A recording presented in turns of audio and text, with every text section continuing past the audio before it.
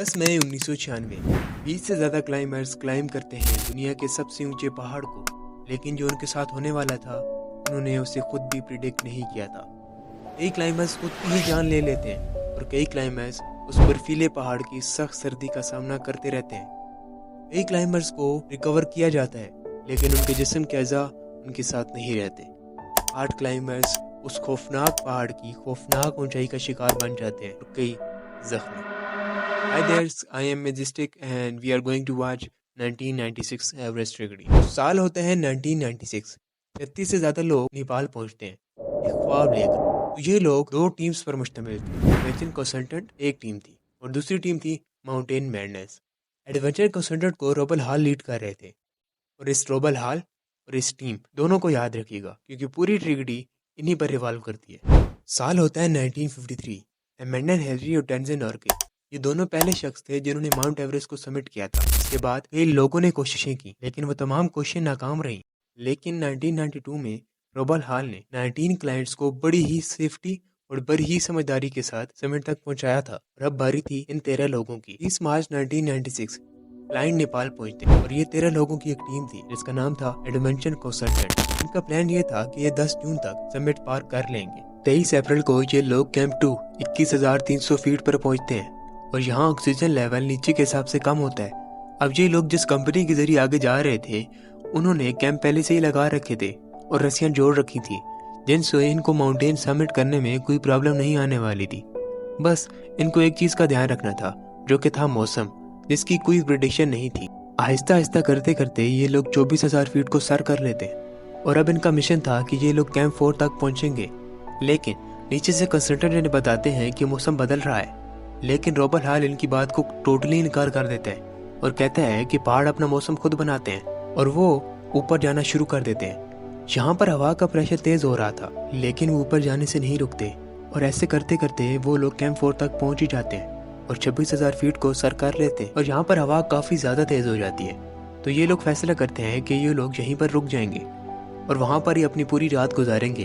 Friday 10 मई मौसम बिल्कुल साफ हो जाता है, तूफान का कोई नामो निशान ही नहीं होता और रात के 12 बज रहे थे। ये लोग ऊपर जाने का फैसला करते हैं। अब इनको टोटल 12 घंटे लगने वाले थे यहाँ से समिट तक पहुँचने के लिए और ये लोग इसी उम्मीद में आगे बढ़ना शुरू कर देते हैं कि ये लोग अपने सपने को पूरा कर लेंगे। लेकिन जैसे ही वो 27,000 फीट पर पहुँचते हैं तो एक क्लाइंबर को आंखों का मसला हो जाता है। उसको दिखाई कम दे रहा था, तो रोब और उसकी टीम उसको वहीं पर छोड़ते हैं और आगे बढ़ जाते हैं कि हम तुम्हें वापसी पर ले लेंगे। लेकिन उनको आगे एक और मसले का सामना हो जाता है, रस्सियाँ नहीं लगी हुई थी। तो कुछ लोग फैसला करते हैं कि वो लोग वापस जाएंगे क्योंकि हवा काफ़ी तेज़ हो रही थी, तो उनको खतरे महसूस होते हैं कि हम कहीं मर ना जाएं और वो लोग वापस जाने का फैसला करते हैं। लेकिन रोब और उसका साथी आगे रस्सी लगाना शुरू करते हैं क्योंकि इतनी ऊंचाई में रस्सियों के बगैर नहीं बढ़ा जा सकता, क्योंकि ये टीम्स 28,000 फीट की बुलंदी पर थी और जब भी कोई इतनी बुलंदी पर होता है तो उसको हाइपोथर्मिया होना शुरू हो जाता है। हाइपोथर्मिया मीन ऑक्सीजन की कमी।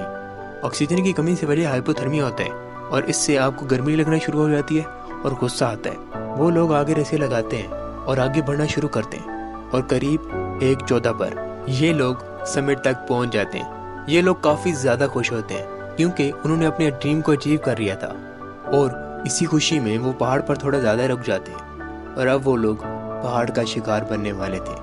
पहाड़ों पर बादल मंडराने शुरू हो जाते हैं और ऑक्सीजन पहले से ही ख़त्म हो चुकी थी। रोब नीचे कॉल करके बताता है कि हमने समिट को अचीव कर लिया है और अब हम लोग वापस आ रहे हैं। लेकिन जैसे ही वो लोग वापस आ रहे होते हैं, दूसरी टीम का बंदा जिसका नाम था डॉग, वो ऊपर चढ़ रहा था और उसकी हालत काफ़ी ज़्यादा ख़राब थी। रोब उसे कहता है कि चलो वापस चलते हैं, अब ऊपर बहुत तेज़ हवा है। तो वो कहता है कि मैंने अपने ड्रीम को भी अचीव करना है जैसे तुम लोगों ने किया है। तो रोब उसको साथ लेकर समिट तक पहुंचाता है और जैसे ही वो समिट को अचीव करके वापस आ रहे होते हैं तो डॉग की हालत काफ़ी ज़्यादा ख़राब हो जाती है और अब वो लोग इतनी ऊंचाई में फंस चुके थे। रोब की टीम नीचे आने का कहती है, लेकिन वो मना कर देता है और इतने में ही ऑक्सीजन भी ख़त्म हो जाती है और ये सब मसाइल चल रहे थे।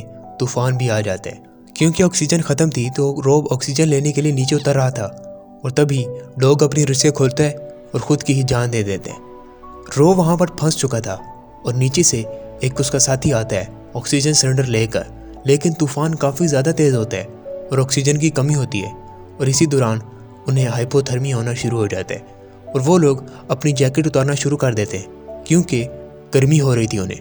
तो जैसे ही वो अपनी जैकेट उतार रहे होते हैं तो वो लोग नीचे गिर जाते हैं, लेकिन रॉब बच जाते हैं। इसी दौरान 13 लोग ऊपर पहाड़ पर फंसे हुए थे।